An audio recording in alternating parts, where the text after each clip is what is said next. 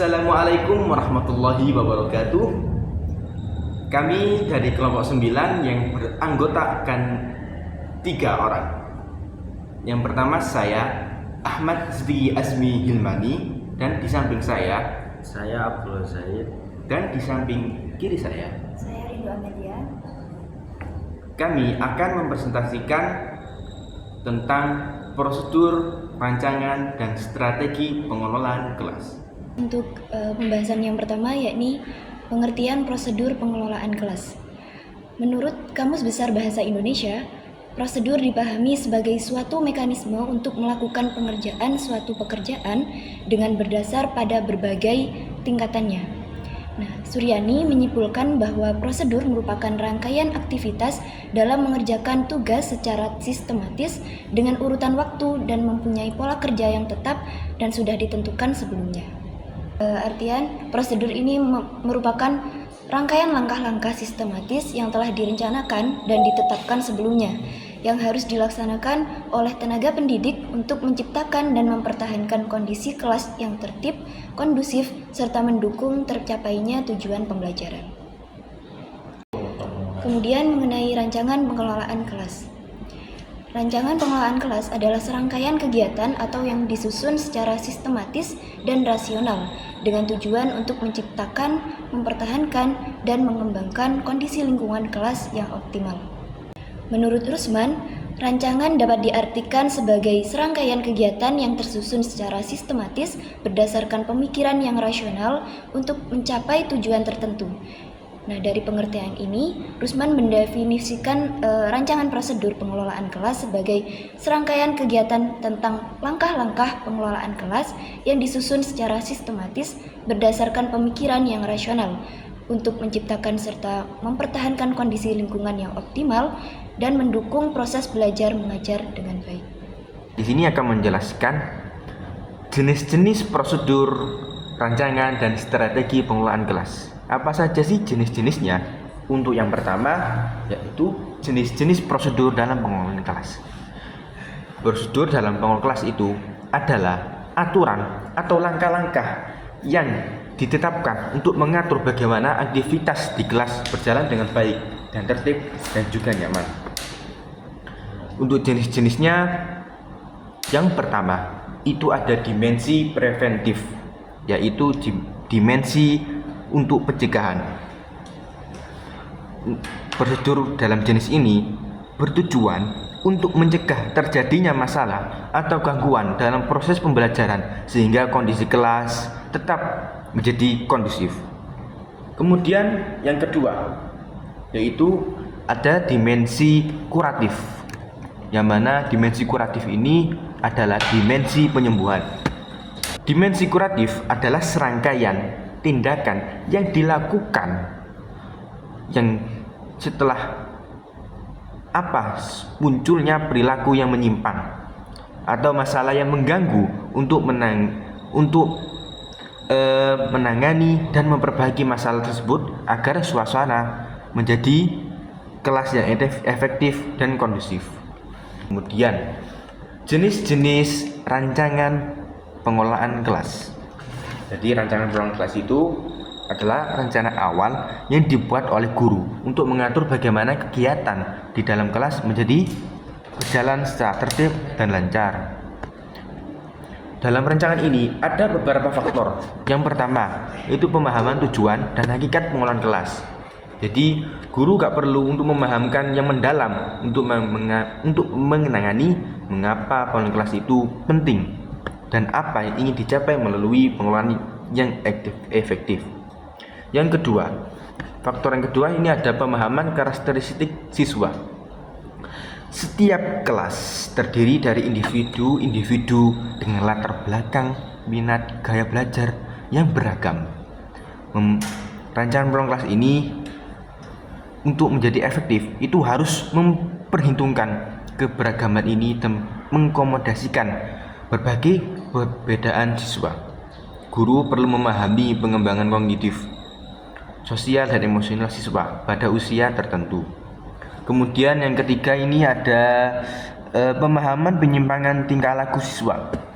Jadi guru perlu untuk mengetahui berbagai jenis penyimpangan tingkah laku yang mungkin muncul di dalam kelas, seperti siswa yang sering terlambat, sering absen, sering tidak pernah ke kelas.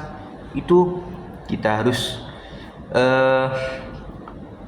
mengetahui masalah emosional mereka, pengaruh lingkungan mereka, dan lain-lain. Kemudian ada pemahaman pendekatan yang dapat digunakan. Pendekatan ini dalam pengelolaan kelas seperti pendekatan otoritatif, demokratis, atau behavioristik. Ini guru perlu mengenal dan memahami kelebihan serta kekurangan dari setiap pendekatan. Kemudian ada pengetahuan dan keterampilan dan dalam menyusun rancangan. Jadi untuk menyusun rancangan dalam kelas yang efektif ini harus membutuhkan pengetahuan dan keterampilan tertentu. Ini termasuk kemampuan dalam merumuskan tujuan yang jelas dan tes struktur. Lanjut, itu tadi jenis-jenis rancangan dalam pengelolaan kelas. Selanjutnya ada jenis-jenis strategi dalam pengelolaan kelas. Strategi dalam pengelolaan kelas ini sangat beragam. Yang pertama yaitu penataan lingkungan belajar.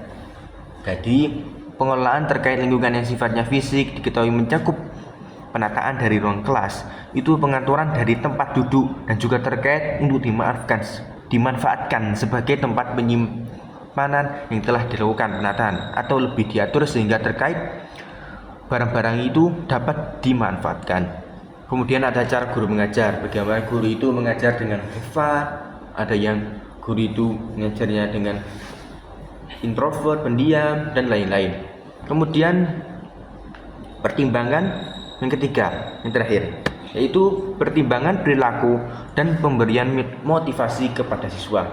Jadi apabila ada siswa yang nakal atau ada siswa yang jahat, itu kita sebagai guru, sebagai pengajar, sebagai pendidik, kita harus bisa memotivasi mereka, mewujudkan sikap mereka dan juga perilaku siswa mereka untuk menjadi baik saat aktivitas pembelajaran dilaksanakan. Itu agar kelas itu menjadi damai dan nyaman. Bab berikutnya yaitu tentang penerapan prosedur rancangan dan strategi pengelolaan kelas. Yang pertama, penerapan rancangan pengelolaan kelas. Kemampuan seorang guru dalam mengelola proses belajar mengajar secara optimal sangat menentukan keberhasilan suatu pembelajaran. Ketika guru mampu menciptakan suasana belajar yang nyaman dan kondusif serta menyenangkan, siswa akan lebih mudah menerima materi pelajaran dan termotivasi untuk belajar. Lingkungan belajar yang wajar bebas dari tekanan serta mendukung tumbuhnya semangat belajar menjadi titik awal keberhasilan dalam proses pengajaran. Berikut penerapan dari rancangan pengelolaan kelas. Pertama yaitu perencanaan. Yang pertama dalam perencanaan ada beberapa poin. Yang pertama, satu, merancang apa yang akan dilakukan, kapan pelaksanaannya, dan bagaimana cara melaksanakannya. Kedua, menentukan tujuan secara jelas dan menetapkan langkah-langkah kerja guna mencapai hasil yang optimal melalui penetapan target.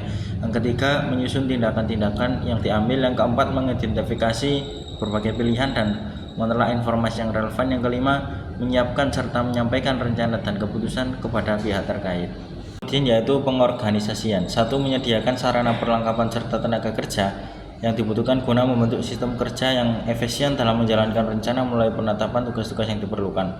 Yang kedua, mengatur kelompok kerja dalam susunan organisasi yang tertata.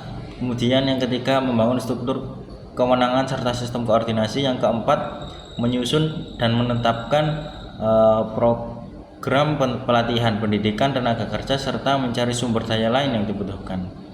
Kemudian yang berikutnya yaitu C, pengarahan. Satu, membuat penerapan rinci mengenai waktu dan anggaran. Kedua, menginisiasi dan melaksanakan rencana serta proses pengambilan keputusan. Yang ketiga, memberikan institusi yang jelas dan terarah. Yang keempat yaitu memberikan bimbingan, dorongan, semangat, serta melakukan supervisi terhadap pelaksanaan tugas. Yang terakhir yaitu pengawasan. Satu, melakukan evaluasi terhadap pelaksanaan kegiatan. Yang kedua, mengidentifikasi dan melaporkan adanya penyimpangan serta menyusun standar dan tujuan untuk tindakan perbaikan. Yang ketiga, menilai hasil dan menerapkan tindakan korektif terhadap ketidaksesuaian yang terjadi. Menurut Yummah dalam Aslamiyah menjelaskan bahwa strategi pembelajaran erat hubungannya dengan teknik pembelajaran. Teknik pembelajaran adalah implementasi dari model pembelajaran yang secara nyata berlangsung di dalam tempat terjadinya proses pembelajaran. Agus dalam Aslamiyah menyatakan bahwa dalam menjalin kerja sama dengan siswa, strategi yang dapat diterapkan oleh guru adalah sebagai berikut.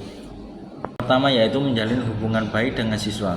Ketika guru menjalin hubungan baik dengan siswa melalui komunikasi yang aktif dan interaktif antara guru dengan siswa, begitu juga sebaliknya, ketika komunikasi antara satu sama lain terjalin, maka rasa nyaman akan tumbuh pada diri siswa kepada gurunya. Kemudian yang kedua, yaitu berusaha memahami latar belakang siswa. Kemampuan seorang guru memahami latar belakang siswa menjadi salah satu alternatif dalam memahami kondisi psikis siswa pada saat terjadinya interaksi atau tidak interaksi. Sebagai salah satu dasar ketika seorang guru mengambil sebuah tindakan kepada siswa.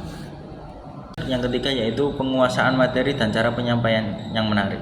Penguasaan materi dan cara penyampaian yang menarik merupakan ujung tombak kemampuan guru dan wajib dikuasai oleh guru profesional. Kemampuan penyajian materi yang menarik menjadi salah satu kunci keberhasilan dalam penyampaian tujuan pembelajaran yang diharapkan. Keempat, yaitu penggunaan model mengajar yang bervariasi. Penggunaan model mengajar yang bervariasi ini merupakan salah satu keterampilan guru yang wajib dimiliki dengan kemampuan mengimplementasikan bahkan mengombinasikan beberapa model pembelajaran yang inovatif dan kreatif sehingga dapat menciptakan suasana belajar yang efektif dan menyenangkan. Kemudian yang terakhir, memberi pembinaan khusus bagi siswa bermasalah. Ketika proses pembelajaran berlangsung dan evaluasi belajar telah dilaksanakan di tahap itu, guru dapat mengamati siswa mana yang telah dikatakan berhasil tuntas dalam melakukan pembelajaran. Jika terdapat beberapa siswa yang memiliki kegagalan dalam pembelajaran, maka guru wajib melanjutkan ke tahap berikutnya, yaitu melihat bagian mana siswa yang belum berhasil tersebut sebagai proses remedial dan pembinaan terus dilanjutkan dengan tujuan agar siswa tersebut dapat melanjutkan ke tahap pembelajaran berikutnya. Dapat kita simpulkan, prosedur pengelolaan kelas adalah langkah-langkah sistematis yang dirancang untuk menciptakan dan mempertahankan kondisi kelas yang tertib dan mendukung pembelajaran. Sedangkan rancangan pengelolaan kelas itu merupakan kegiatan yang disusun secara rasional untuk menciptakan lingkungan belajar yang optimal. Prosedur dan rancangan ini mencakup dua dimensi, yaitu preventif, yaitu pencegahan, yang kedua yaitu penyembuhan terhadap berbagai situasi kelas. Strategi pengelolaan kelas itu mencakup penataan lingkungan, belajar metode pengajar guru, serta pembimbingan perilaku dan motivasi siswa. Dalam penerapannya, rancangan pengelolaan kelas dilakukan melalui tahap perencanaan, perorganisasian, pengarahan, dan pengawasan. Sementara strategi pengelolaan kelas itu diterapkan melalui upaya menjalin hubungan baik dengan siswa, memahami latar belakang, menguasai dan menyajikan mereka secara menarik, menggunakan model pembelajaran yang bervariasi, serta memberikan pembinaan yang khusus bagi siswa yang mengalami kesulitan dalam pembelajaran. Mungkin hanya ini yang bisa kami sampaikan. Apabila ada salah kata yang kurang tertata dan salah tutur yang kurang teratur, mohon maaf yang sebesar-besarnya.